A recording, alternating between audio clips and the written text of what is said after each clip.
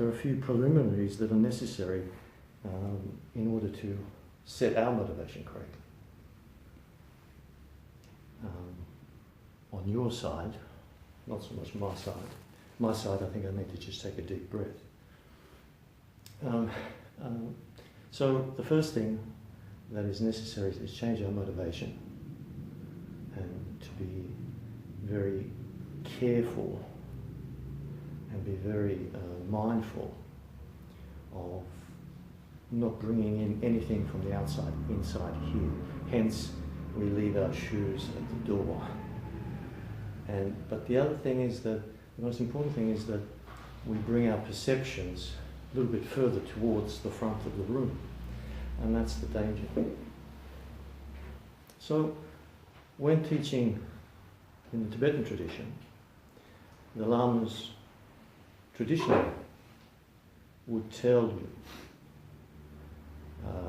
when listening to the teacher, not to look at the person, but to listen to the words. When listening to the words, listening to the meaning of the words. When listening to the meaning, listen not to the interpretive meaning, but to the definitive meaning. So in my case, when you're looking at me, don't look at the hair.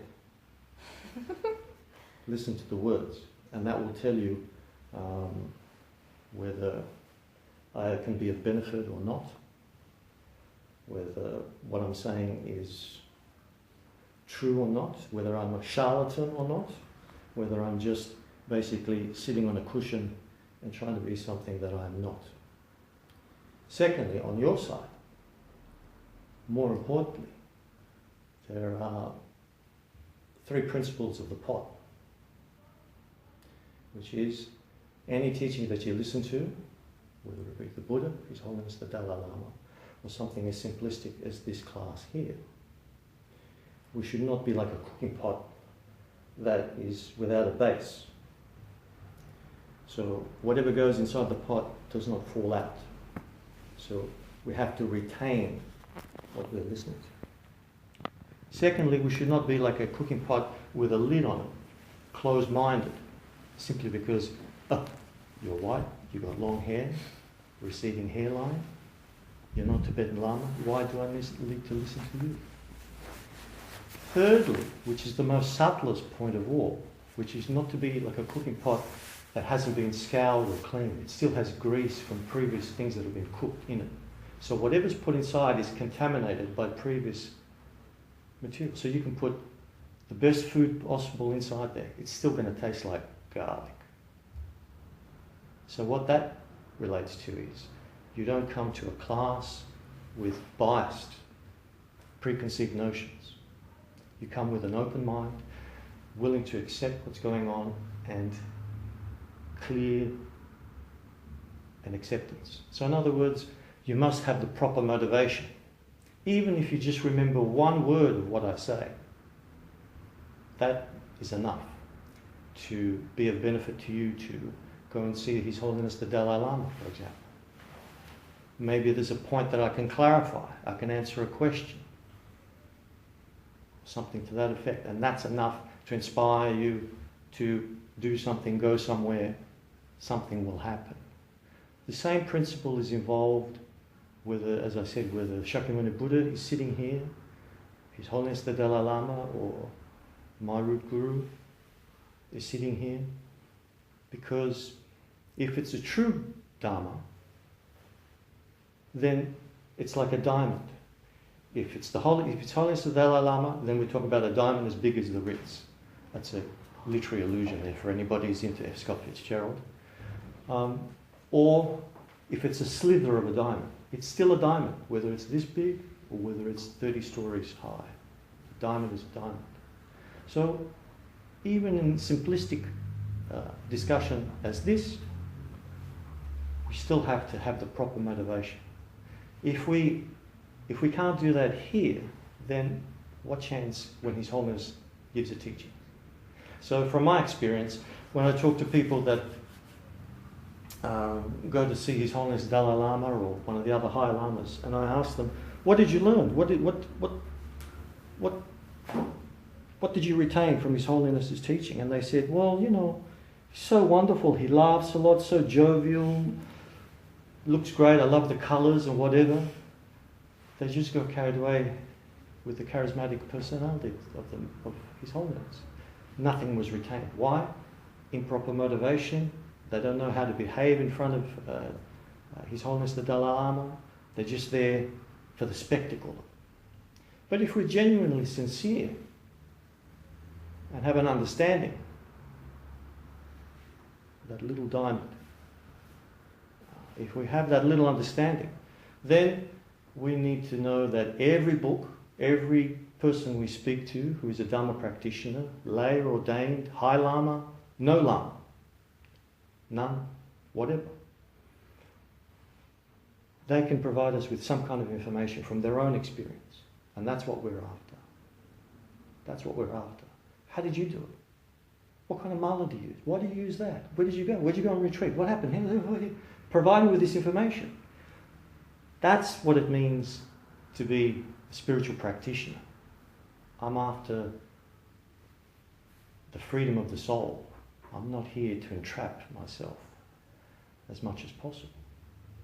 And I'm trying to find somebody who has freed themselves or is directly on the path to freeing themselves.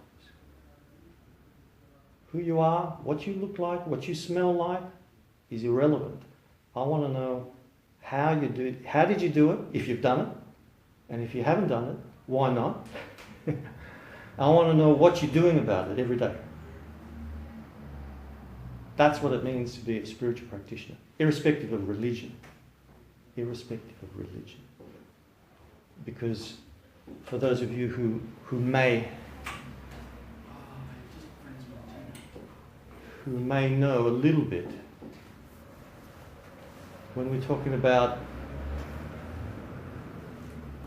I think the Prophet Muhammad said, the greatest jihad is the jihad that we have against ourselves. You don't hear anybody saying that on the news. The greatest jihad is the jihad we have on this self-cherishing eye. I mean, what's the difference between that and what the Buddha said? But of course, that aspect of Islam, if I can just put that as a footnote there, that aspect of Islam is the esoteric aspect of Islam. So you have to hunt for that. You have to find somebody who thinks like that. You have to find somebody who's searching for that. Those people are very, very, very rare. Likewise in Buddhism. Everybody's in love with Tantrayana, the Vajrayana path. Very, very few people understand what the Vajrayana path is. Very, very few people practice it. And even fewer people realize the Vajrayana path. But the most important thing for everybody, irrespective of religion, irrespective of who you are, where you are, is to realize what you've got at the moment. That's the most important thing. Coming here, setting up the centre, what an extraordinary feat. You know, what an amazing ability to have just a space and time. How Einsteinian is that? You know, to actually have the luxury to get away from children, to get away from work, to get into a car, and to come in here and just to listen to somebody you've never met before in your whole life, that you know of, talk about something that you have a cursory introduction to Buddhism. The thing is, if we believe in karma, if we really genuinely understand the law of cause and effect, you realize that, well, we're just basically continuing what we've done before. Because the preciousness of this life, the preciousness of the Buddha's teaching, the preciousness of all the Buddhas and Bodhisattvas, the Arhats, the Sangha, the Arya Sangha per se, to come in contact with that is, there is no number that you can comprehend that can give you the statistics as to how rare it is to come in contact with that opportunity. It is beyond calculation. Why? How many sentient beings are there on this planet? Most of them live in the ocean. How many insects are there? How many microbes? How much life is there in the universe? How much life is there in the other universes that exist? Multiverse. The Buddhas talk about multiverses, even in the Hindu scriptures. Now recently, in the West, the astrophysicists are finally catching up with the Buddha's teachings in that respect. So, to have that opportunity, the time, the space, the effort, the luxury, nobody's forcing you to come here. Anybody being paid to come here? If you are, I'll give you your money back later. You know, that implies there is a karmic connection. That's what you have to think about. That's what you really have to. I'll see you in 6 months. Go and meditate. I'll see you in 6 months. So, we have to see clearly what we have. And what we have is a precious human rebirth. And they say, well, all life is precious. From a Buddhist point of view, yes, but a precious human rebirth from a Buddhist point of view, technically, is somebody who has a karmic connection with the Buddha's teachings. Human life, from a medical point of view, is precious. But from a spiritual point of view, it is even more precious because you have a direct connection with the Buddhist teachings, which is the key to get you out of samsara. Your next door neighbours don't have a connection with the Buddha. Your own relatives who you love and cherish don't have the same connection with the Buddha as you do. Likewise with people at work, people that you know, living or dead. Their connection with the Buddha Dharma is not as deep or doesn't even exist relative to your understanding of Buddhism. So therefore, we have to clearly look in the mirror and see, not from a Zen point of view, but from a conventional point of view, we have to see who we are and what is it, where do we stand? As you may have read in some books, start from where you are right now. You can't start from where I stand. It's not possible. That's my karma. You have to, each one of you have to look within and you have to ascertain clearly, psychologically, where do you stand. So before we get onto a spiritual path, we have to understand ourselves psychologically. That's why a lot of intellectuals, especially when the Buddha Dhamma came into the West, were attracted to Buddhism because they loved the psychological aspect of it. Buddhism is all psychology. Right, yeah, I don't think so. So Buddhism, we can take as a therapy, we can take it as a philosophy, or we can take it as a religion. That's why people get confused. It's a fractal. It depends upon one's karma, what you see. Those of you who know anything about quantum physics, again, science is catching up with the Buddha's teachings. In quantum physics, your mere presence of looking at something affects that object. That's karma. We call that karma. So simply being in this room, we change the environment of this room, all of us. Because we have, or as I was saying earlier, our motivation has to be pure, otherwise you won't be able to hear what I'm trying to say to you. You will become that greasy vessel that I was speaking about, that pot that's greasy. Whatever's put inside there is contaminated automatically by that grease. You didn't clean that. That uncleanliness is improper motivation. So that's why it's possible to look at me and just say, well, you're not Tibetan, you're not a monk, you're not qualified. Well, that's your karma.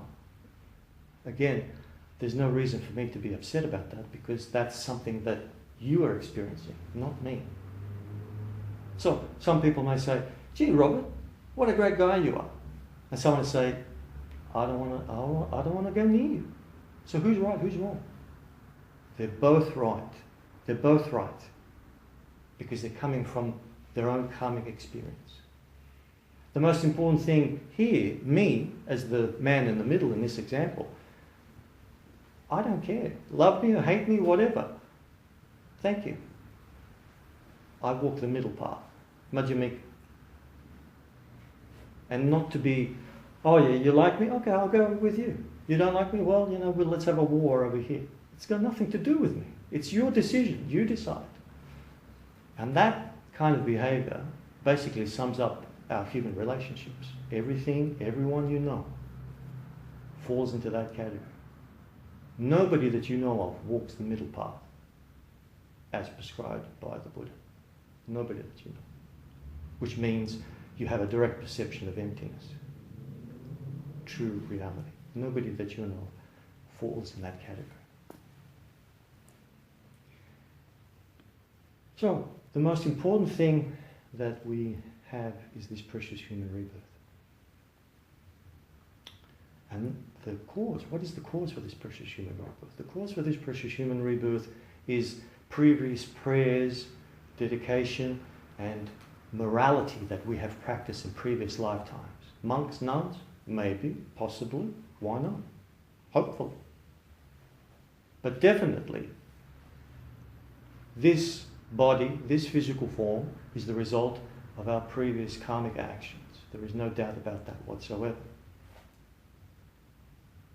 So, you basically owe it to yourself to continue what you have started a long, long, long time ago.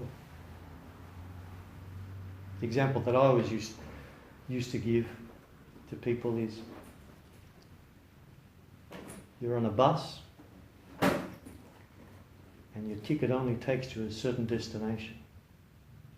You've got to get off. This is where you've got off. Now you've got to buy another ticket to get on another bus. But we don't want to do that. We like the view. I'm staying at the cafeteria. I just met a nice blonde girl. We're going to talk for a little while here, So you get distracted. Time goes by. And before you know it, the other bus has left.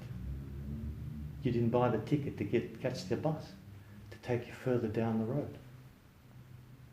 So that means not to waste this life that you have, this precious life that you have. You have this small connection with the Buddha Dharma.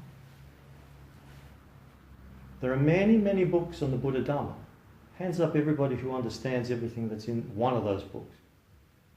Hands up anybody who has the direct realization of every single topic in that book. So, there's a lot of work to be done. So we have a connection to come in contact with those books and many, many other books. Do you have the karma to read those books? Do you have the karma to understand what's in those books? Do you have the karma to come in contact with a teacher that is a realized teacher? At best, a Buddha. At second best, a bodhisattva.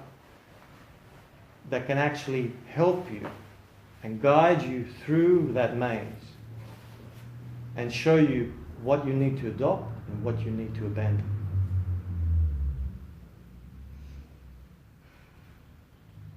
So, if we haven't done that, then we're only part way there in terms of fulfilling this life, making this life worthwhile.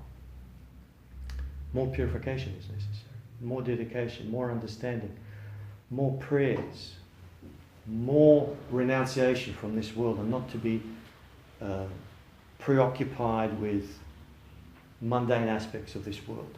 We've got everything we need here in Australia. You're not persecuted for coming here.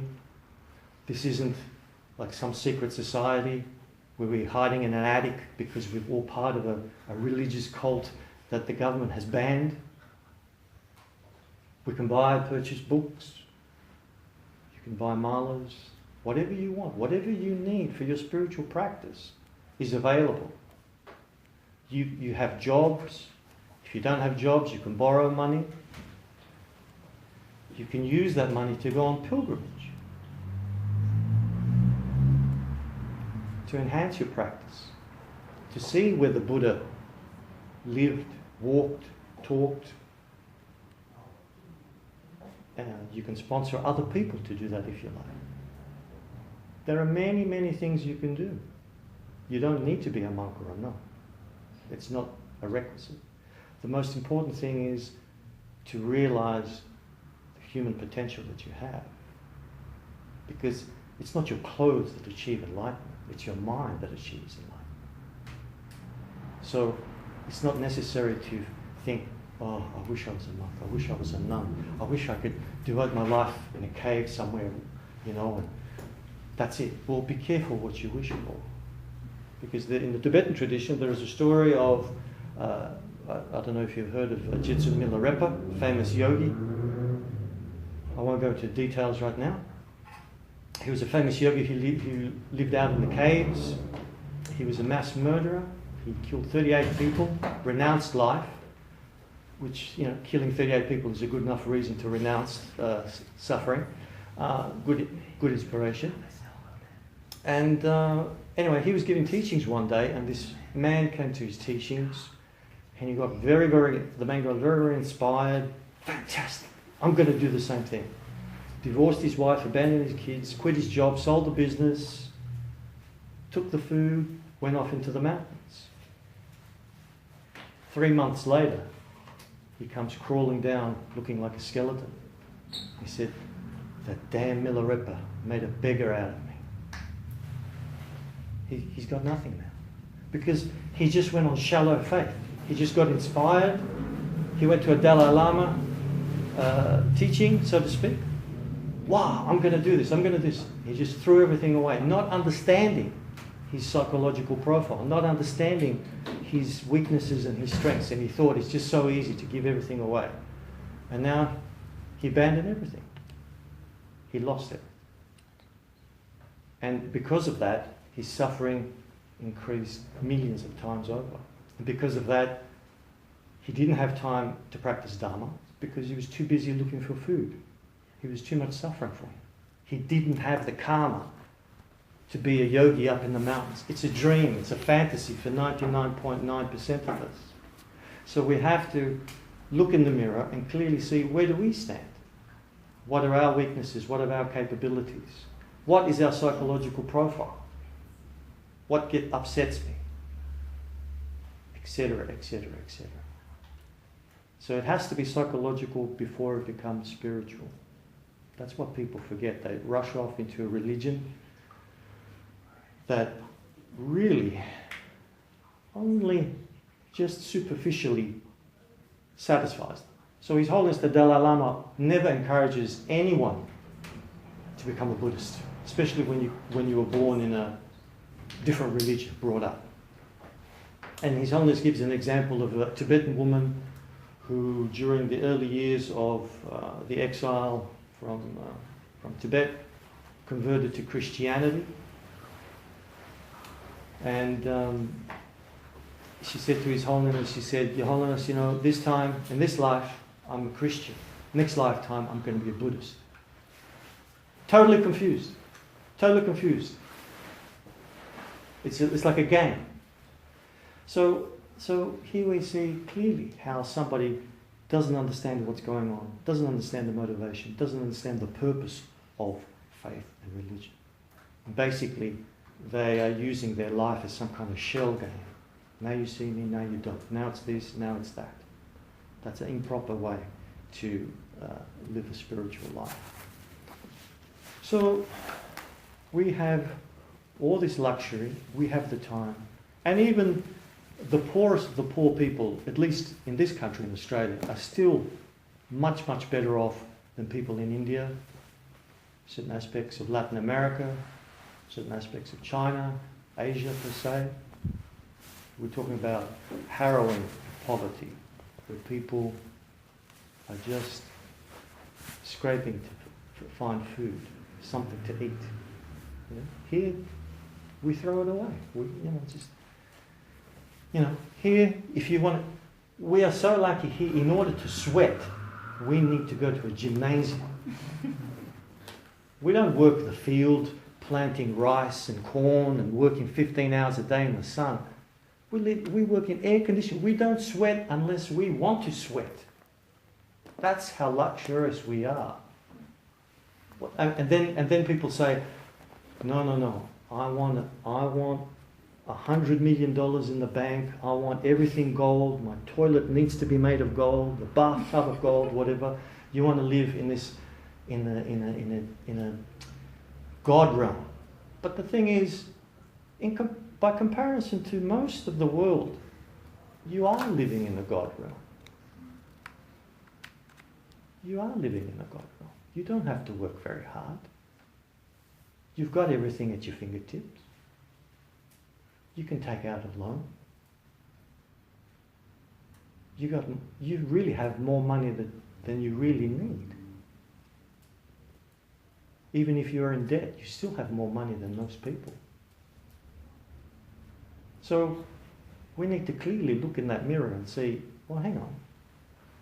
I don't need to be afraid of living on the streets. I don't need to be afraid of, I need $100 million in the bank and then I can go on retreat. And then I can devote myself purely on Dharma. You're wasting your life if you're thinking that way. The time to practice is now. If you're here tonight, you're practicing. As soon as you leave here, you have to ask yourself, what is it that you're taking out of this room? In other words, you're a pot that has a bottom, that does not have a lid on it, and that is clean. So what you're receiving tonight, you're taking with you, and you're bringing it out there into the world. There is nothing that you can bring in here that will be of value, in this example, to me. Nothing. It's only what I'm giving to you, or anybody else that is up here giving the teaching. That is the most important thing. What is it that you are taking away from here? That's why it's important to always, whatever teaching you go to, you leave your preconceptions out there. Because it's said in the scriptures, if you perceive the teacher as a Buddha, then you receive the blessings of a Buddha. If you perceive the teacher as a bodhisattva, then you receive the blessings of a bodhisattva. If you perceive the teacher as a normal person, you get nothing, because a normal person does not have the ability to help you to achieve enlightenment. So, quantum physics. My mere presence at looking at something changes that thing. So by looking at the teacher in an enlightened way, then I receive the blessings. That's one of the core aspects of Tibetan Buddhism, and it is an aspect that is not spoken about generally in public because it's open to abuse. Because if you get an improper teacher, then they're going to be telling you, well, I'm a Buddha, give me your money. I'm a Buddha, you have to buy me a car. You need to buy me 15 Rolls Royces. I need one every day. Blah, blah, blah, blah, blah. Very, very easy to abuse. And also, very, very easy for the so-called teacher for the ego. If they themselves are an improper teacher, the ego clicks in. And you as the student, you get sucked into somebody who's an improper teacher, you go down with them. Very, very important to be finding the proper person that we are willing to put ourselves in their hands. That takes years of observation, years of study, contemplation, seeing that person under different situations.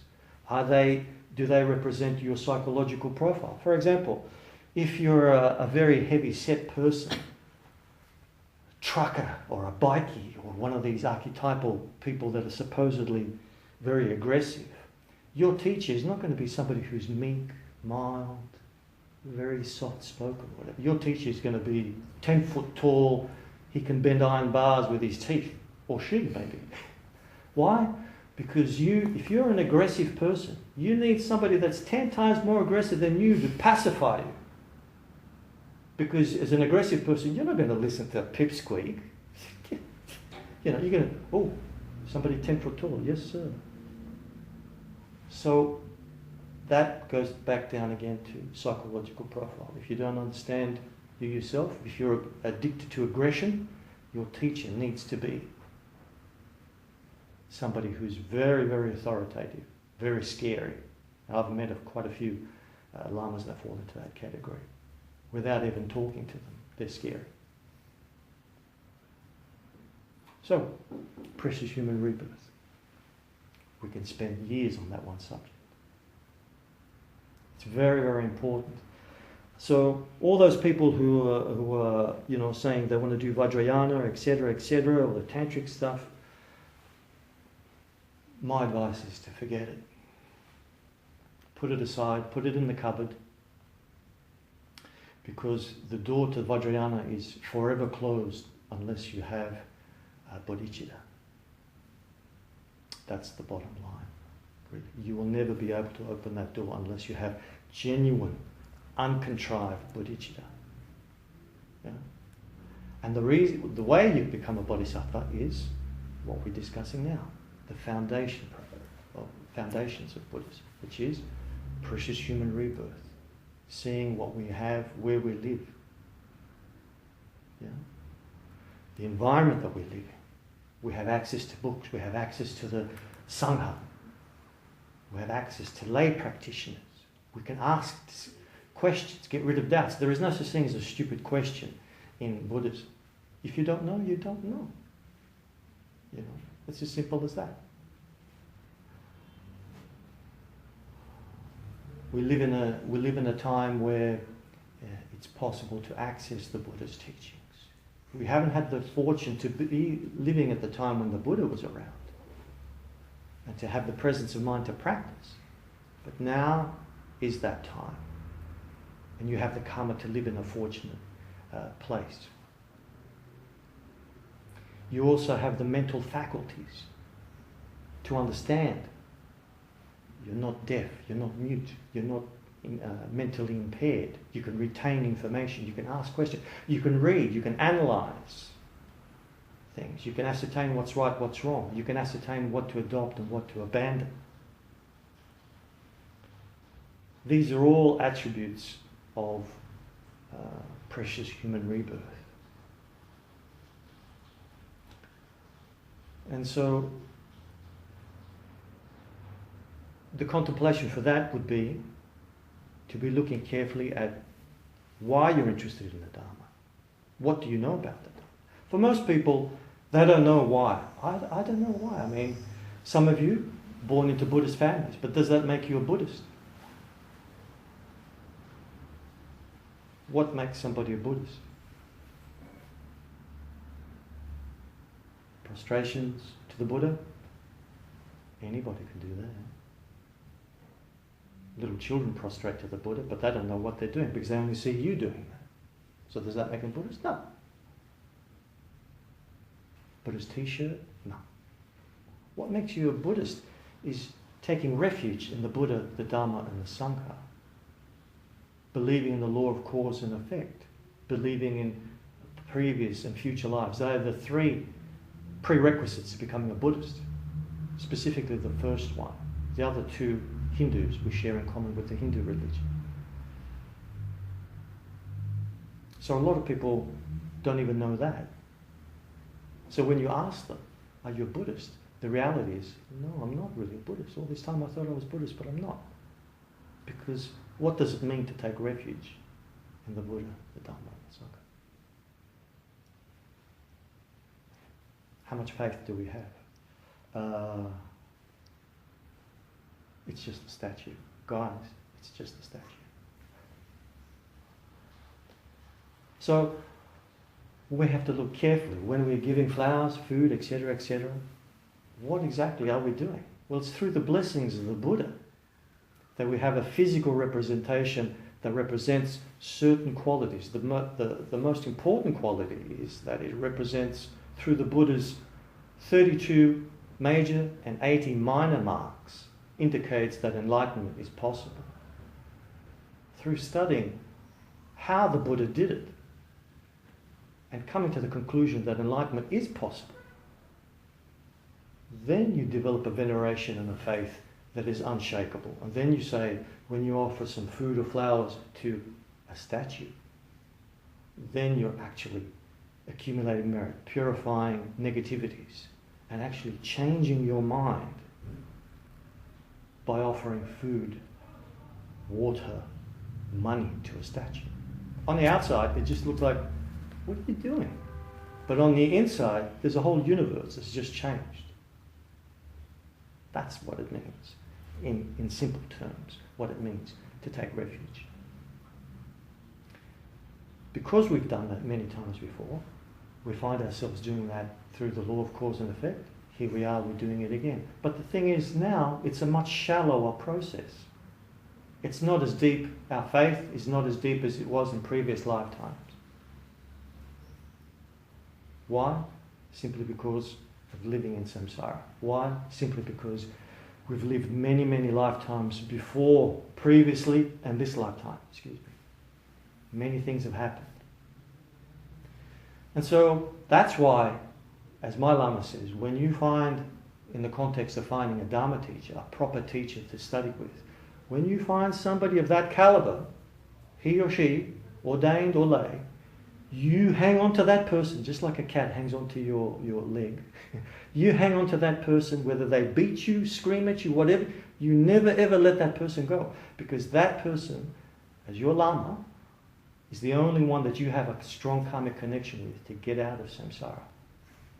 Now a lot of people, because we live in a competitive world, in a corporate world, we always want the best. It's only natural. You want the best car, you want the best looking wife, best job, best chocolates. Everything has to be the best. That's great. And we can get that. Again, wow, Australia. Wow, England. Wow. If we're living in any of these so-called first world countries, have the karma to do that. Amazing. I rejoice in your good fortune and merit. You deserve it. It's the result of your previous actions. If we have that ability, again, we need now to wake up to the fact that it's not going to last. Because that bus ticket only takes you to this point in time. You're doing everything you can not to buy a new bus ticket to take the other bus. In other words, we're getting distracted by our work, our family, and all this wonderful life. Our merit is being eroded. We're spending our merit more than we're accumulating merit. If any of you want to talk in accounting terms. Yeah? So you're actually spending more than you're earning. Because the only way we can perform any virtuous action, virtue in Buddhist terms is defined as any action in body, speech and mind that is a cause for enlightenment. So, helping an old lady across the road is not a cause for enlightenment. But if you have Mahayana motivation and you say, by helping this woman across the road, it is just, now I'm being a little bit zen here, it is just like me taking this old woman across the sea of suffering to the other side. If you have the presence of mind to say that, that now becomes a virtuous action. Now you've accrued the merit. That will last, if you dedicate it to that person and to all sentient beings, will last as long as samsara endures. It becomes a cause for enlightenment. But this is a little bit, I'm jumping the gun here. This is Bodhisattva's way, where all actions can be converted into actions for enlightenment. So the focus here and the emphasis here that I would like to say, without using a bullhorn, is to wake up. To really consciously, seriously look carefully and say, I've got everything. I've done a lot in my life. It's okay. It's fine. Now's the time to really do something. If you're lonely, no problem. No problem. Spend some time on yourself, work on yourself. When you become happy, boom, cause and effect. Happy people come to you. No use being depressed and running after people. Love me, somebody, give me a hug. Nobody wants to hug a depressive person. Nobody wants to know a depressive person. So it's our responsibility.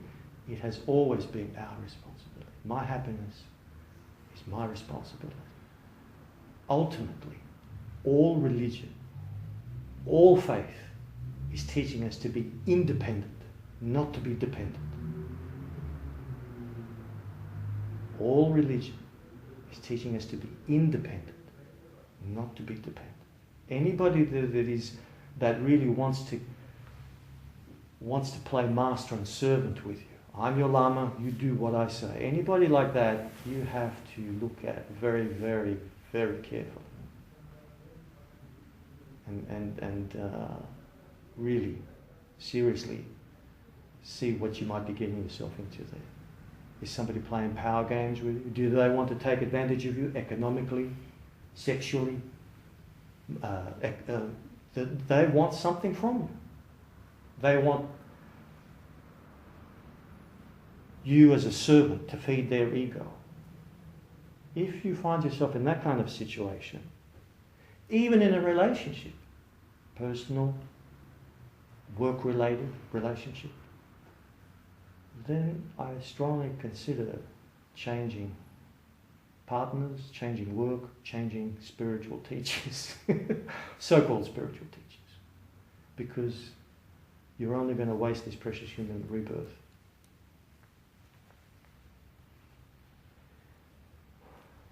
So, with this life that I possess, there is nothing that I can't do. I have the potential to achieve enlightenment. I have access to teachings. I have access to His Holiness the Dalai Lama, should I choose to do that. If I want to, I can go on pilgrimage, I can spend the rest of my life on retreat. If I have the karma, I can become a monk. But not necessary. It's not necessary. Once we look very carefully at that situation and see where we are, then we have to see something that a lot of people sort of regard, when we begin to talk about it, a lot of people regard Buddhism as a pessimistic philosophy or religion. When we start talking about death and impermanence. So we see what we have, and then we see that we can lose what we have. Because the causes for life are few, the causes for death are many, many, many causes for death. So, in order for me to live, how can I prolong my life? Well, push-ups. I can eat cookies. I can exercise more. Watch Scarlett Johansson films, cheer me up a little bit. What about death?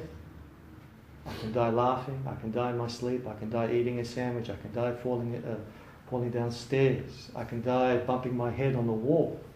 Somebody can kill me in a car accident. On and on and on and on. My own family members could kill me because they want money. I could die accidentally. Somebody could hit you on the head. You can die from sneezing. You can die in your sleep. Many, many causes. So the causes for death are many, the causes for life are few. So automatically when we think about that, wait a minute, hang on. I got a precious human rebirth. But the cause to be alive, it's a miracle just to wake up in the morning. Wait a minute, hang on a second. Forget about the $100 million. I need to have this body. I'm buying time. In essence, we're buying time. That's all we're doing. Because we need time to practice. We need time to develop, to grow. That's the most important thing you have. Yeah? It's not how much you got in the bank, what position you hold in society, whether you're a king, whether you're cleaning toilets for a living. It makes no difference. It makes no difference.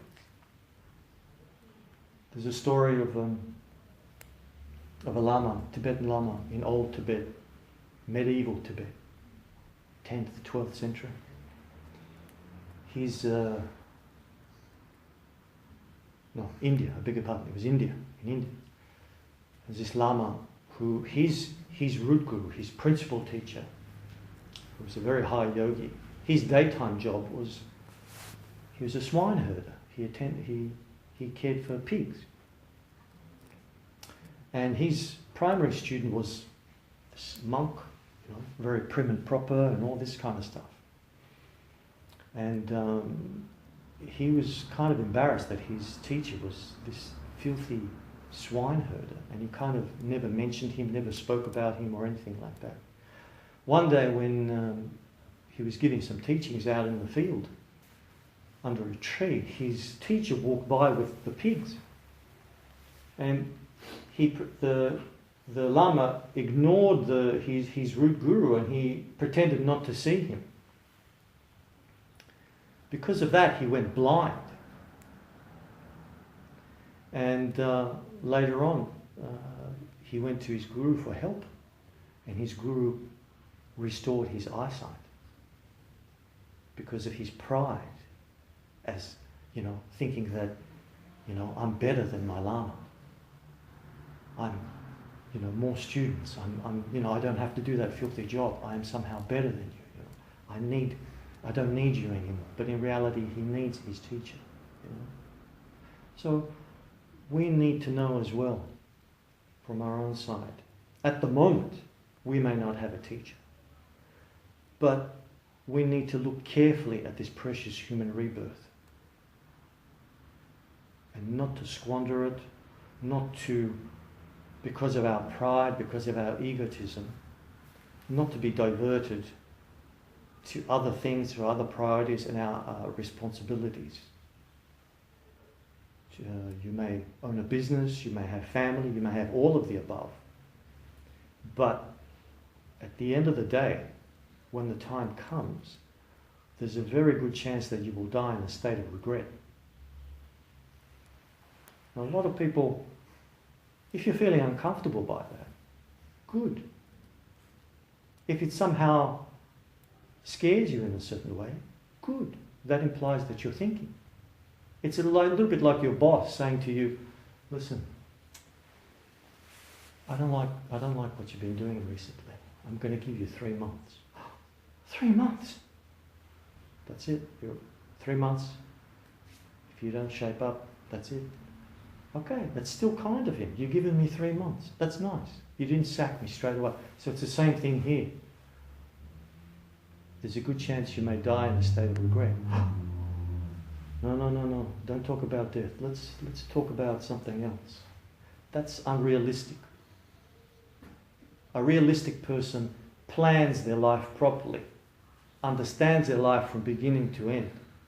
From that, it's possible to have a very happy, very fruitful, very productive life. Not only for yourself, but for other people. Why? Because you're not running away from your karmic obligations, which is, you're definitely going to die.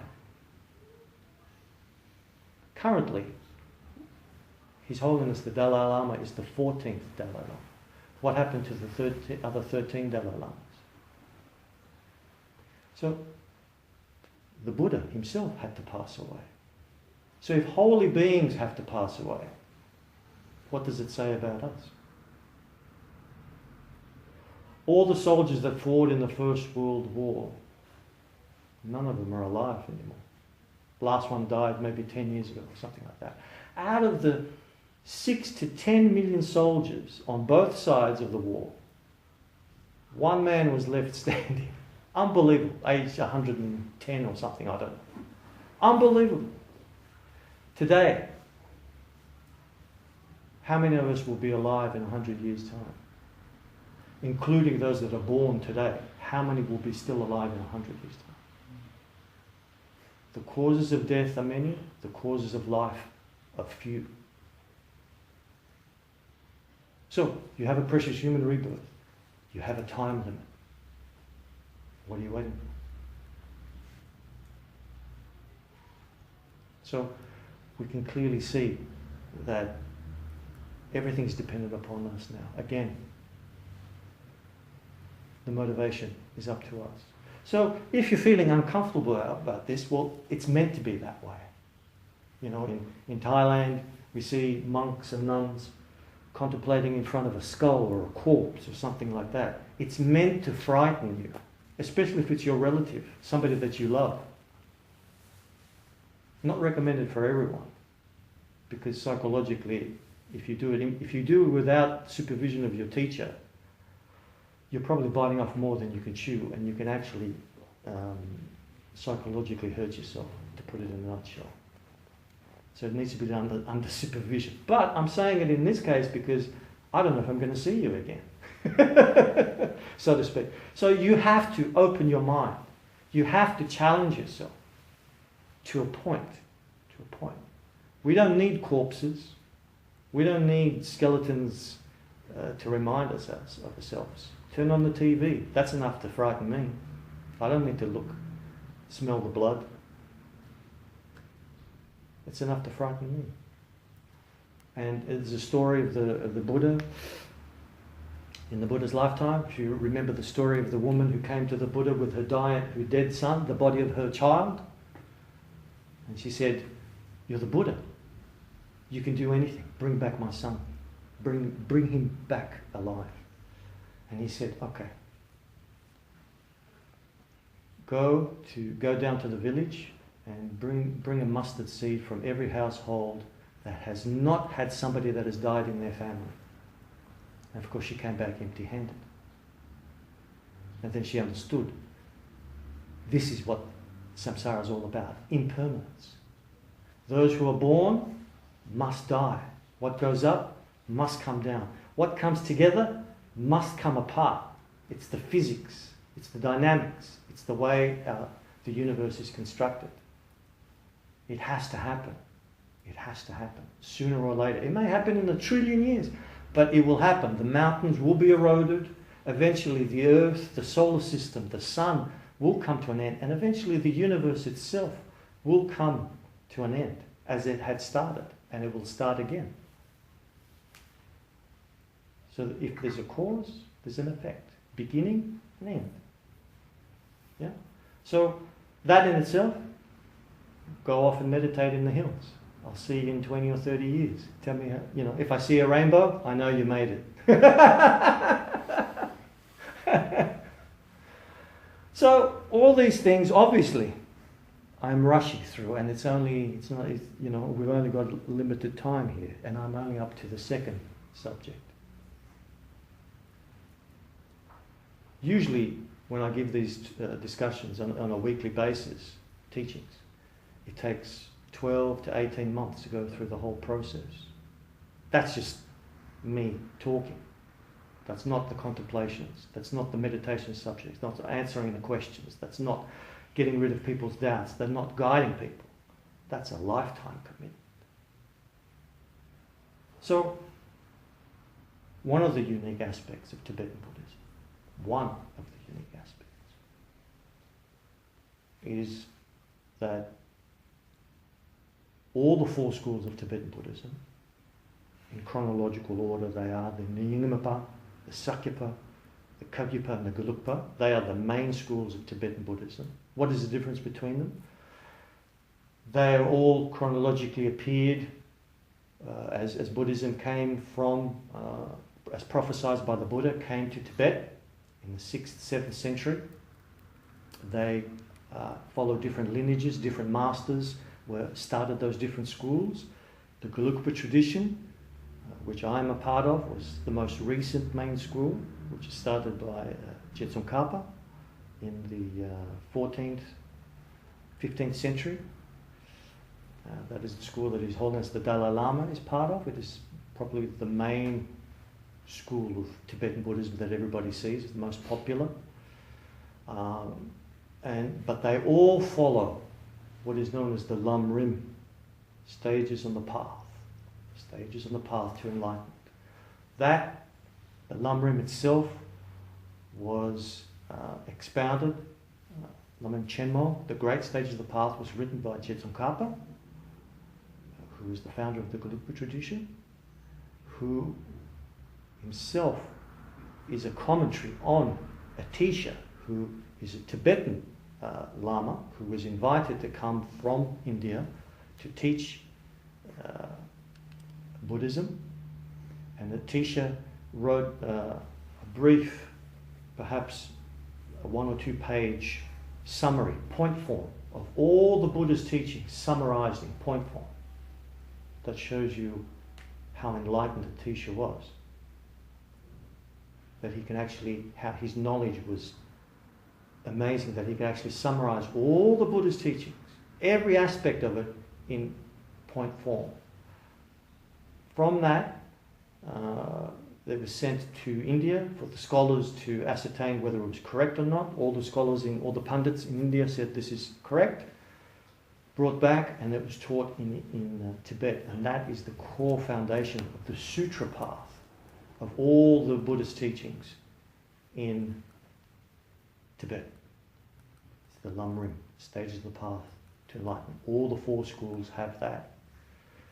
There are very small variations in terms of terminologies, etc., but that's the core aspect of it. And that's really what I'm discussing here tonight. But I'm only up to the 2nd subject.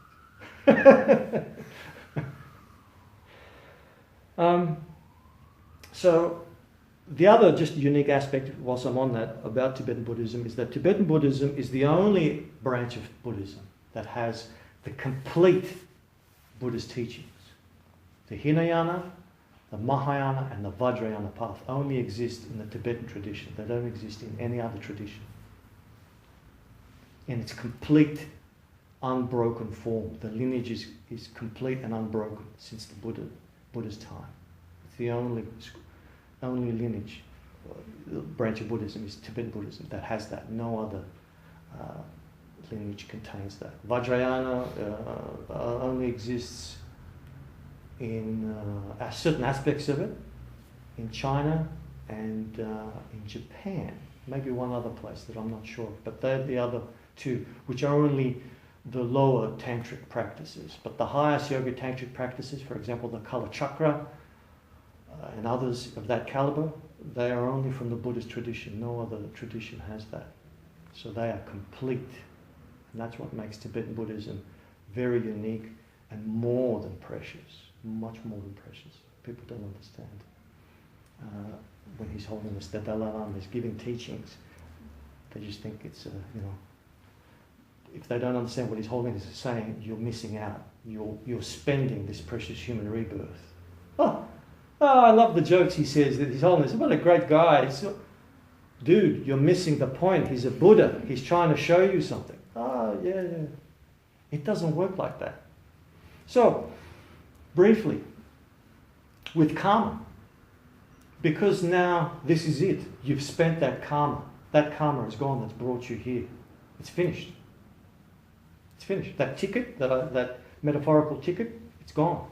Now you need to create the new karmic connection with Buddhism in this lifetime if you want to continue on down the path. In other words, you need really to absorb as much Buddhist teachings, true Buddhist teachings, not... This boils now down to what I was alluding to before, finding a true, genuine Buddhist teacher to guide you and help you. Not to be diverted into anybody or everybody that says, yeah, I can help you here, read this book, whatever, and you just get confused. And then you're with some lama or somebody who calls themselves whatever, sits on a throne that's 20 foot high, whatever it is. Wow, you must be qualified because nobody can sit that high without qualifications. You're so close to heaven. Wow. It doesn't mean anything. Even if you could fly through the walls, read people's minds, it doesn't mean anything. Why? Because you're not helping me. If you could levitate off the floor right now, so what? A fly can do that. Big deal. Has anybody seen recently, what's that street magician, Dynamo? He's on the streets. He does these amazing tricks. He says they are tricks. He's a magician. He gets a bottle. Can I use your mobile phone? He gets the bottle and he goes 1, 2, 3, and the phone is inside the bottle. How does he do it? Now let's, for argument's sake, let's say it's real. Let's say he really can do that. The thing is, it would look exactly the same way. Whether it's a trick or whether it's real magic, like you have supernatural abilities, it will look exactly the same way. But here's the thing. Even if you, as a yogi or a Buddha, can do that, what's the big deal? So what? You're only entertaining. You're only an entertainer. You're no better than a street magician. It doesn't do anything. It doesn't. These supernatural abilities, powers, have no benefit whatsoever unless you're using them to help somebody. Unless you have bodhicitta. If you can read my mind and say, gee, Robert, he's going to jump off a cliff. I better go and help him out. Now we're cooking. Now you're talking. But if you're finding out what, you would read my mind and find out what my PIN code is to my bank account and whatever and all this kind of stuff, you're no better than everybody else. Pride, anger, jealousy, power, influence. Now you have supernatural abilities, as we all know in those Chinese kung fu films or whatever. The magic emperor, he wants to rule the world. Well, it's the same thing here in the spiritual world. I just want millions of students. I want everybody to do what I say, blah, blah, blah, blah, blah, blah, blah. So that's why you have to be very, very careful who you choose to follow in a spiritual sense. In politics, no problem. You want to vote for Donald Trump? Go ahead. It's okay. You can undo your mistake. But in a spiritual way, once you choose the wrong teacher, you cannot undo it. Not for eons. Because that karma will send you to a lower state of existence. There will be eons and eons before you can begin to burn off that negative karma. If you may remember in the life story of the Buddha, there is a story where Moggallana, who was very known for his psychic abilities, supernatural abilities. And for whatever reason, he was in hell on this particular day, assisting somebody, helping somebody. And somebody approached him in hell and said, I am Swami such and such and such. I am head of this order. Can you please, when you go back, can you please tell my disciples not to make any more offerings and prayers for me? Because every time they do, a shower of molten lead comes on my head. And he said, no problem. I'll do that for you. So Moggallana goes back and he tells the disciple, he's basically telling these disciples, you're practicing a false religion. Your teacher is born in hell and he's telling you not to do that because he's suffering. And number two, don't do it because you too will be reborn in hell following him because you're following his teachings. So it's the same thing here. The scriptures clearly say, the Buddhist scriptures clearly say, if you pick the wrong teacher, not only will he go to hell, but you will follow them as well. So, death and impermanence. We don't have much time. We don't have, we have the opportunity to practice the Dharma, but we don't have much time to practice the Dharma. What needs to be done now? So clearly now we have to see what we need to adopt, what we need to abandon. So we need to adopt the Dharma in a much more constructive and a much more heartfelt way. We need to spend more time on that because that is the only way we can purify our negative actions. It is the only way we can accrue the virtue that is necessary to free ourselves from samsara. And on a mundane level, it is the only way we can find happiness in this life as well, conventionally speaking. So we need to adopt that, but what do we need to abandon? So if you're going to take on the Dharma, what are you willing to let go? It's like on a balloon. If you want to fly high, you need to throw something out of the basket. If you want to climb a high mountain, you must be willing to leave everything else behind. In times of bushfires, the first things that people protect is family, kids, husbands, wives, everybody, then the family photos, and then the pets. Everything else can go. Everything else can go.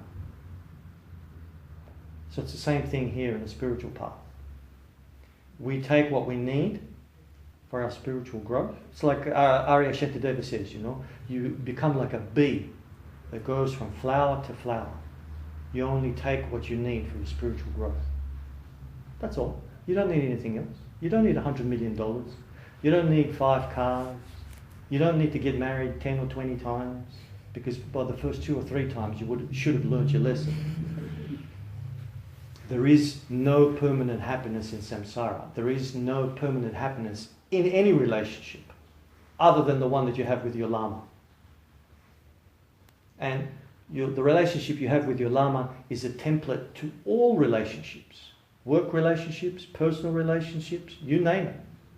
because your Lama, as we will see a little later on down the road, determines and shows you what is right, what is wrong. He or she points out to you, this is how you behave, this is what you say, this is how you think. This is how you free yourself. This is how you free the people that you love.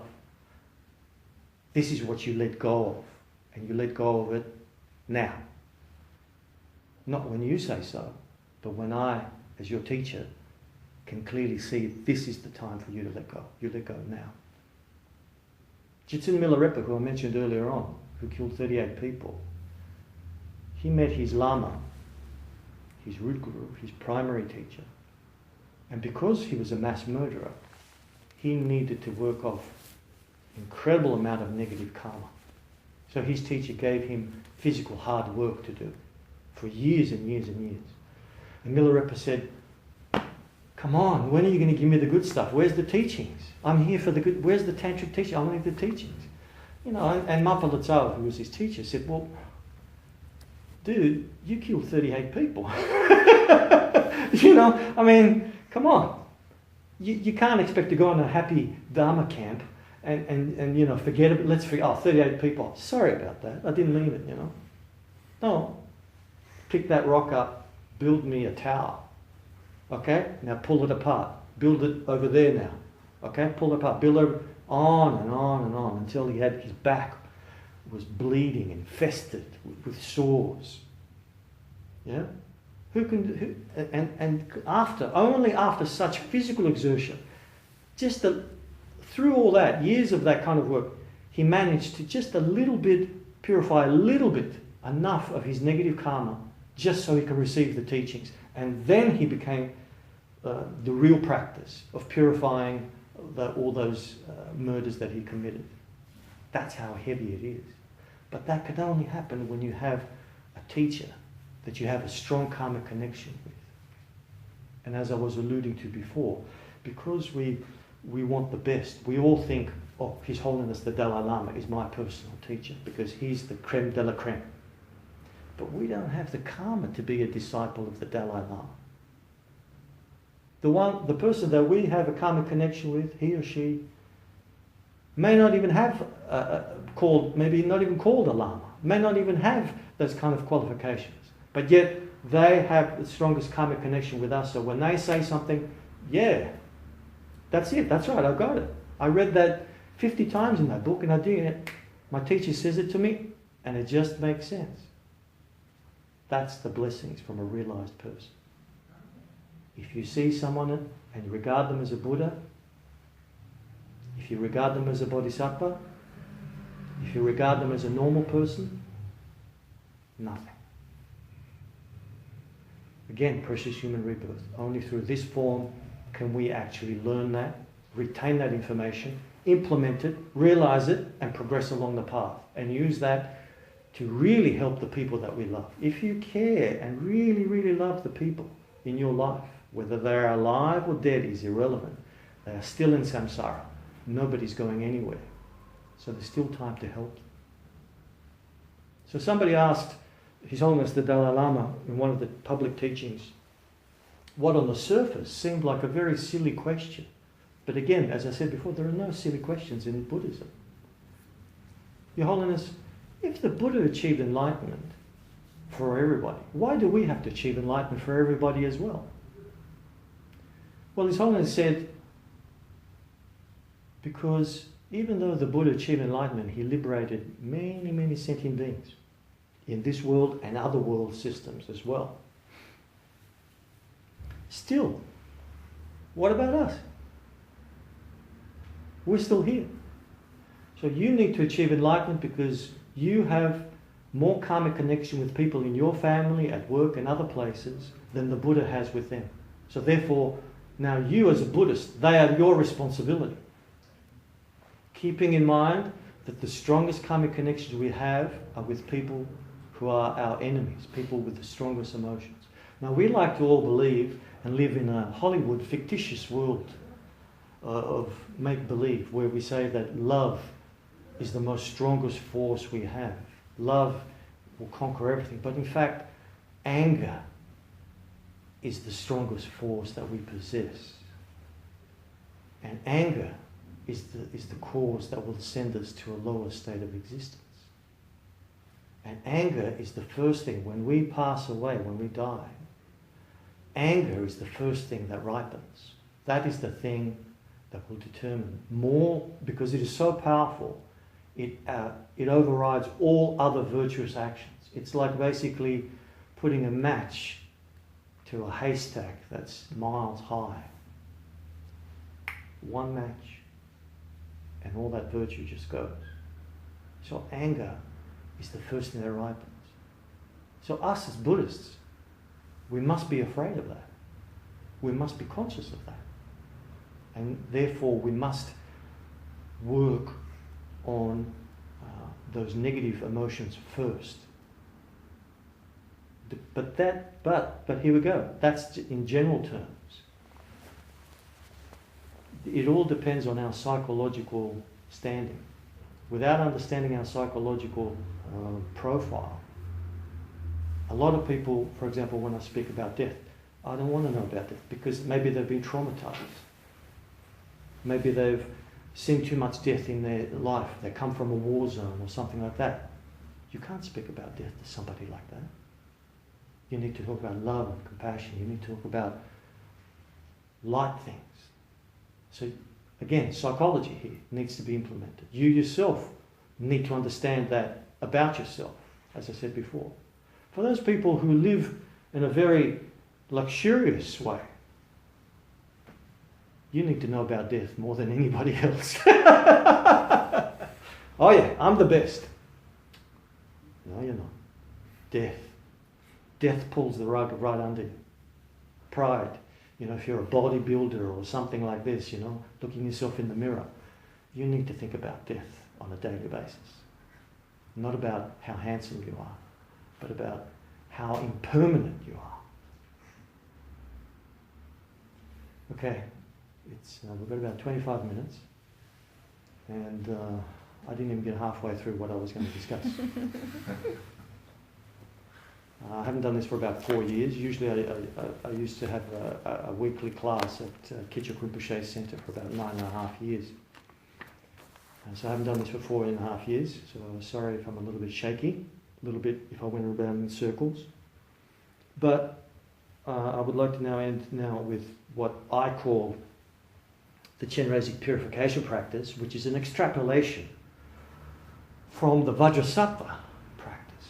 But because we don't have a karmic connection with Buddha Vajrasattva, it's very difficult for people to visualize or understand. But a Buddha is a Buddha, you know. It makes no difference. At that level, whatever Buddha, they're all of the same nature. They're all the same nature. So therefore, we all in this world, world that we live in, we all have a karmic connection with Buddha Chenrezig, which is the Buddha of compassion. He's the 1,000 Buddhas of this eon, including the fourth Buddha, Shakyamuni Buddha, they are all an emanation of Buddha Chenrezig, the Buddha of compassion.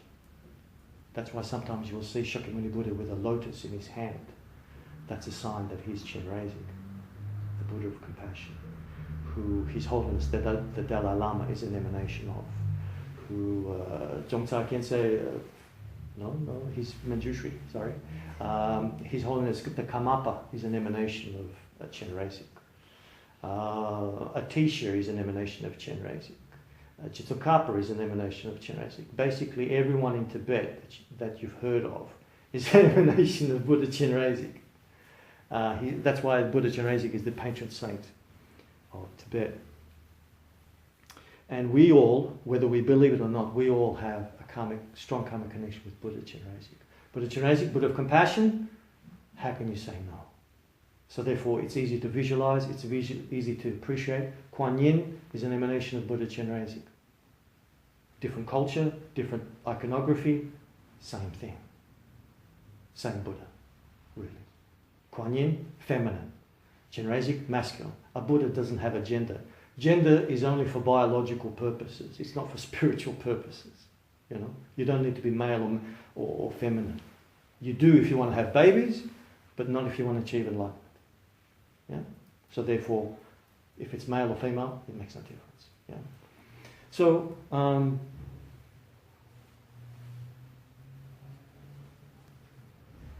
Buddha Chinesic, we visualize above our heads and sort of at a 45-degree angle. For those of you familiar with the 1,000-arm Chinesic, good luck with that visualization. You can visualize that. For those of you who are familiar with the 4-arm Chinesic, that's good, very good. For those of you who don't know what I'm talking about, which is okay too, visualize like a white light, like a white snowball. White, pure white, with a tinge of pink, just a shade of pink. And visualize that as the essence of Buddha Chinesic. Yeah?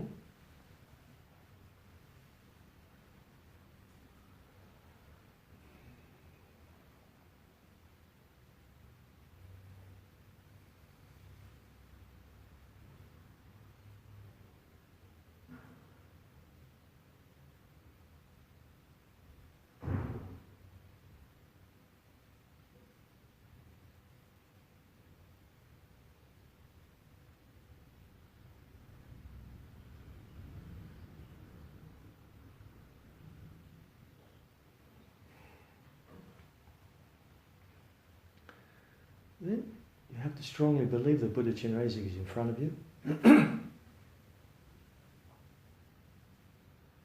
Because I haven't had time to talk too much about karma, I have to kind of skip the gun here a little bit. From Buddha Chinesic's heart, when we begin to recite the mantra together 21 times initially, then after that silently for a short period, and then after that we come back 21 times out loud together.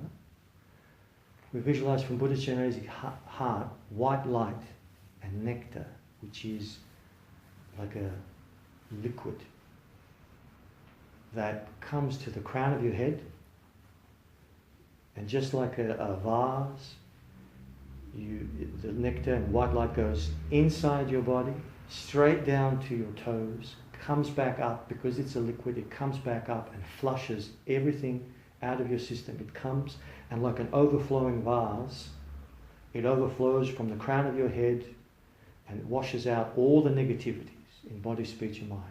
And all those negativities come out from the crown of your head, from your tear ducts, from your mouth, like you're vomiting, from your ears, from under your fingernails, from under your toenails, from your lower parts of the body, like you have diarrhea, from all the pores of your skin, all this black ink, petroleum kind of like poison, if you like, comes out. And that is all the negative actions you've done in body, speech or mind. Apologies, I haven't spoken about karma. Didn't get around to it, don't have the time. But just doing this visualization alone is not enough. Obviously, this is a crash course here. We need the 4 opponent powers. The Buddha said, scripturally, how do we know anything is valid? 1, the Buddha said so. 2, we're dependent upon our sensory perceptions. And 3, we can infer. So scriptural citations tells us that we can purify any negative action. Adolf Hitler can purify his negative actions. It will take an incredible long time. But it is possible if we apply the 4 opponent powers. With the 4 opponent powers, this now becomes an actual purification practice. If you don't have the 4 opponent powers, it just becomes a nice white light visualization, which really doesn't mean anything, to be honest. It becomes a therapeutic session. Wow, that felt so good. Well, you might as well have a shower. It's more practical, to be honest. Now, with the 4 opponent powers, you're actually cooking with gas. You're actually doing something. You're actually purifying. 4 opponent powers are regret.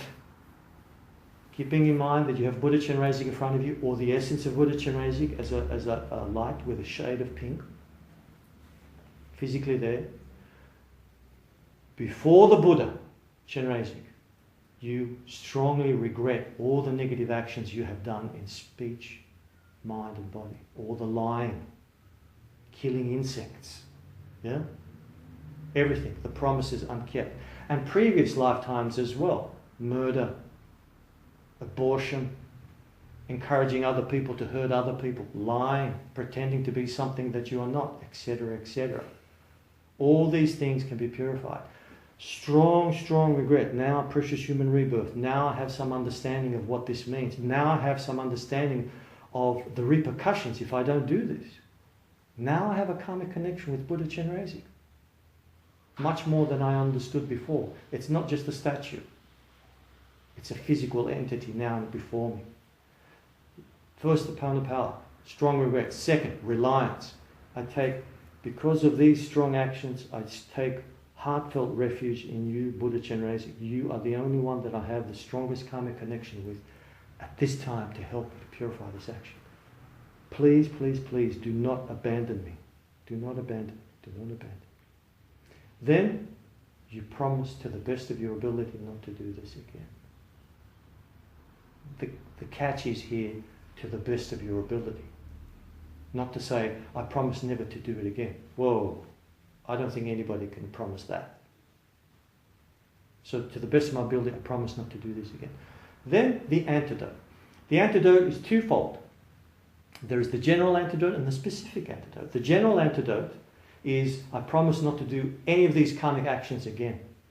And the antidote to all suffering is practicing the Dharma. The specific antidote is, for example, if you've just had an argument with somebody and you just threw something at them and you hit them, and the specific antidote is, I strongly regret what I have done and I promise specifically not to do that again to that person, never to get into an argument like that with that person again and anybody else. That's specifically promising. Do you understand? Specific and general antidotes. So with those four Pona powers, as we're reciting, it's a lot here, I know, first time around, but I have no choice, but I have to give it to you in this way.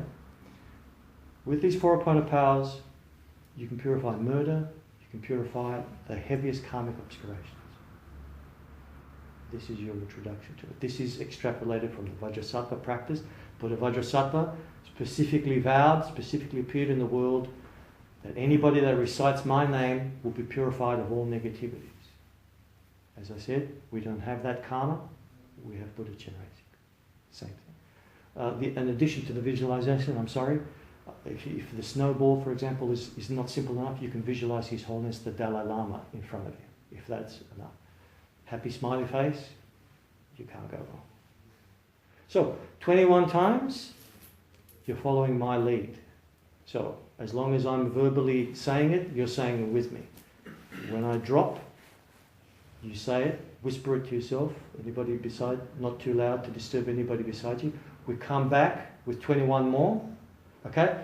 Then, when I say, Om Mani Padme Hum, then you visualize that just like Niagara Falls, it's a shower, it's all coming down. As we're saying Om Mani Padme, it's Niagara Falls, it's overwhelming, your shoulders are being pressed down. That's how heavy this white light and nectar is, right? When I say Om Mani Padme Hum, that last one, you visualize finally the last flush. It flushes everything out. And then stay with that, meditate with that you are now crystal clear. You are a crystal vase, inside and outside, flawless. Nothing remains. Nothing remains. You are free of all karmic obligations. You have purified all your negative action. So once you feel that, that's your placement meditation. You put your mind on that and you meditate on that, and then I'll wake you up. Okay? So, strongly believe it's happening.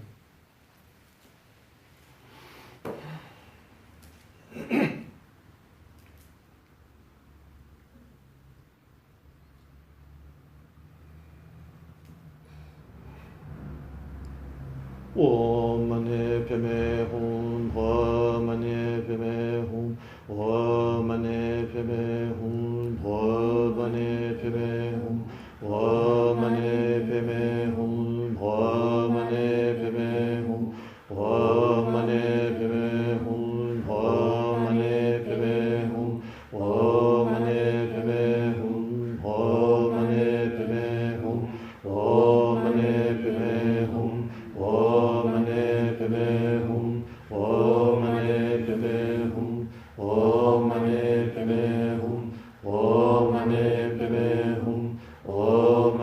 Padme Hum, Om Mani Padme Hum, Om Mani Padme Hum, Om Mani Padme Hum, Om Mani Padme Hum, Om Mani Padme Hum, Om Mani Padme Hum, Om Mani Padme Hum, Om Mani Padme Hum, Om Mani Padme Hum, Om Mani Padme Hum, Om Mani Padme Hum, Om Mani Padme Hum, Om Mani Padme Hum.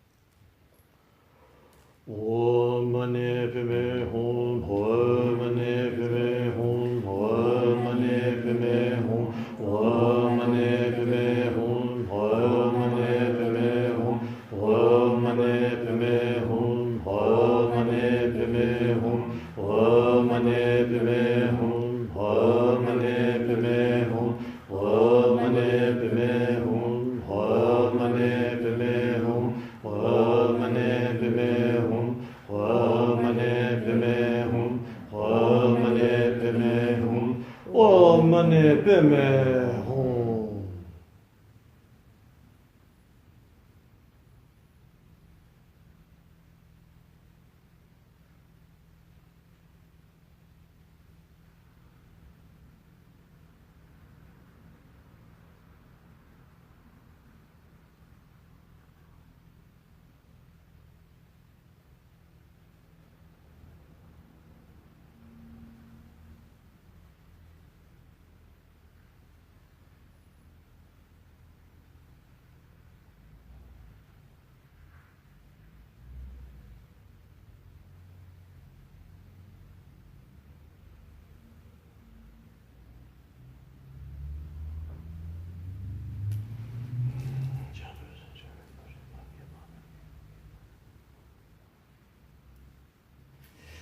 No? That's it. Now the most important thing, like all spiritual practice, specifically the Buddha's path, we have to dedicate the merit. Because without dedication, as soon as you walk out that door, you find somebody scratch your car, you get angry.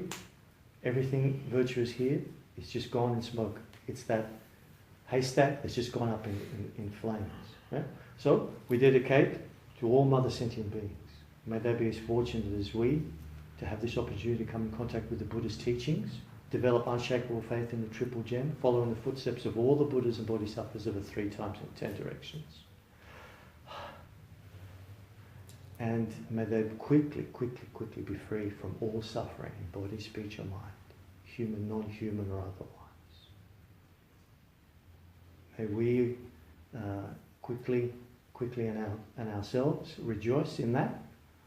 May all the, for us who have teachers, may they have long lives, good health and happiness. May all their wishes be fulfilled.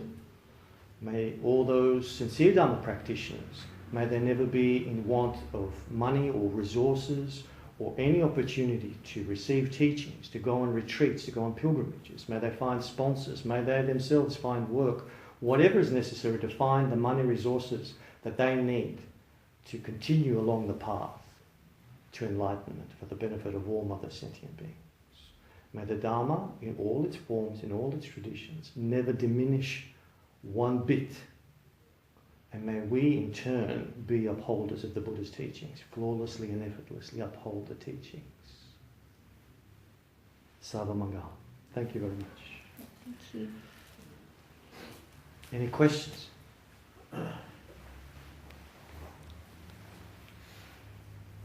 Please speak up. I sense a conflict in when we seek detachment. It's not an attachment to our Lama, an attachment we have to overcome as well. It's a virtuous attachment. It's a virtuous attachment. If you're sick, you need a doctor. You need the best you can afford. In this case, affording means having the karma.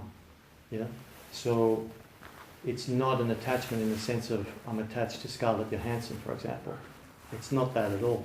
It's a virtuous attachment. It's a productive, constructive attachment. The only time attachment becomes a negative problem when it comes to teacher-disciple relationship is when you regard the teacher, he or she, whoever they may be, as a father figure. And because, you come from a broken home or something like that, you never grew up with a father, all of a sudden you're now seeing this person, treating them as a little bit more than a lama, you know what I mean? Sometimes, there's that negative aspect to it, where you're not really looking for spiritual guidance, you're really looking for a father figure or a mother figure, depending on the person, or both. That's a negative way, because then you're blind to the spiritual aspect. The other negative aspect is where because you've come from perhaps a troubled home or something like this. Damn that home environment. You have problem with authority because you were beaten or something like this, mistreated. So you come to a class like this and all of a sudden, boom, I'm the authority figure. I hate you, Robert, I hate you. And basically you're saying you hate your father, you hate your mother, whatever it is. So that becomes a conflict. And that's impossible to teach the Dharma somebody like that. But when you understand psychologically where you're coming from, and you understand you want teachings, then being attached to your teacher, His Holiness the Dalai Lama, it's a virtuous thing. You protect them. You want to be around with them because you're going to be learning, and they make you feel good. And the reason why you feel good around them is because not so much because they're enlightened yet, but because the byproduct of them practicing the Dharma is that everybody benefits. That's why animals. Sometimes when you walk with people, virtuous people, you see animals from nowhere just come along and say hello, and all this stuff. We see that when we read the scriptures, he's living in a cave and there's a tiger sleeping beside him, And that's a byproduct of that yogi's practice, compassion. So the animals don't feel threatened, the animals feel good in that person's aura, if you like. So the whole teacher-disciple relationship is very dangerous. That's why His Holiness never talks about it to Western students, because it's been abused. The word guru is very grating because it's just been abused so much. We hear, oh, this guru, he's got 3 wives or something. What? He's got $1 million stashed away. He's got a private Learjet or something. What? So it's been abused so much, and it's something that it's not really. It's only reserved for the really, really hardcore, serious people, like 10, 20-year students, that really want to without being ordained. I mean, if you're ordained, you've got no choice. You have to have a guru, living in a monastic community. But if you're a hardcore lay practitioner, it's not discussed until you really prove yourself that you really want to do this, and then, the teacher finds you. It's actually the teacher finds you. You don't find the teacher finds you. That's actually true. It's what the Sufis say. It's really true. But it's, from my experience, and from people that I've spoken to over the years, here and abroad, the story is basically always the same. The journey is always the same. Why? That's one of the things I wanted to speak about. Because we all possess, in Buddhism, we say we all have the same mind, but we have different karma. Anybody who studied philosophy at university or something like that, that's like, wow, man, you just blew my mind. We all have the same mind. What are you talking about? That's not... No. The analogy that I usually like to give is, it's like the internal combustion engine. Like motorbikes, Ferraris, trucks, and all these different vehicles. They run on the same principle, the same physics, right? But they all have different purposes. They look different. They have different colours, Tuk-tuks and Ferraris and Porsches and all these kind of things, they all run the internal combustion engine. But because they have different utility, different purpose, they appear differently. So likewise, all of us here, we have the same mind, but because of our karma, we all have different gender, different culture, born in different countries, different families. But when I say the word jealousy, we all know what we're talking about. How is that possible if we're different? And if we are so different, how is it possible then to actually learn something that is beyond our experience? Because if only the Buddha can achieve enlightenment, if we have a separate mind, then only the Buddha can achieve enlightenment. Forget about the rest of us. But that's not what the Buddha said. The Buddha said, we can all achieve enlightenment. Scripturally, even if the worms and maggots decide they want to achieve enlightenment, the Buddha said, yes, you can do it. Yes, we can. As Barack Obama says, yes, we can. So that implies that our minds, the consciousness, it's all the same. It's just the karma. What we like, what we don't like, what we hate is different. And from that karmic action, different results. Somebody likes blue, somebody likes purple. From that, different things happen. That's why I've always been taught by my lamas, if you can help one person, you can help everybody. All the same. That's this universality. That's where all this comes from. Once you begin to understand Buddha nature, you understand everybody. You understand even the dog's emotions, even non-humans, because it's a consciousness, sentient. They have a consciousness. Once you understand your suffering, you understand everybody else's suffering. Once you understand everyone else is suffering, you develop compassion. Then, from compassion, you you develop loving kindness. What's the difference between compassion and loving kindness? Now I'm jumping the gun here. Okay, so it's a smorgasbord. All right. Difference between compassion and loving kindness. Compassion is seeing what you have. I see what you have, and I wish you didn't have that. You got a headache? I'm sorry you got that. Compassion. Loving kindness. I see what you don't have, and I wish you had enlightenment. I see that you're too much self-absorbed. I'm sorry you have that. Maybe free yourself a little bit from that. I wish you were a little bit more happy, a little bit more in tune with the Dharma. That's loving kindness. Then, universal responsibility, Mahayana path. I personally pledge to take personal responsibility for the enlightenment of every sentient being that has a karmic connection with me. Every sentient being, for all time, every time. As Arya Shantideva says, as long as space exists, may I stay to relieve the suffering of all mother sentient beings. Okay, that's for another time. Thank you very much. Thank you. Thank you. Thank you. Thank you, Robert.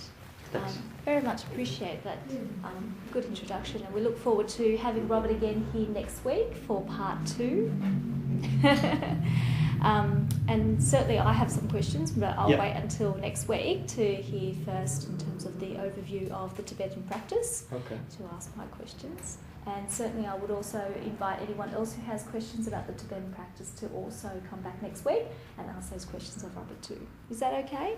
Yep. Have a No Q&A problem. session? No Fantastic. problem. And of course, as everyone knows, this talk is actually part of the whole course of the Path to Enlightenment, and part of what we wish to do here is to have this open dialogue about the different traditions. And so if anyone has those questions, if they can ask that of you too next week. Absolutely. Fantastic. Wonderful. So thank you again, Robert. Thank you. Thank you. Thank you. Thank you everyone for Thanks everyone. attending. Thank you for your patience.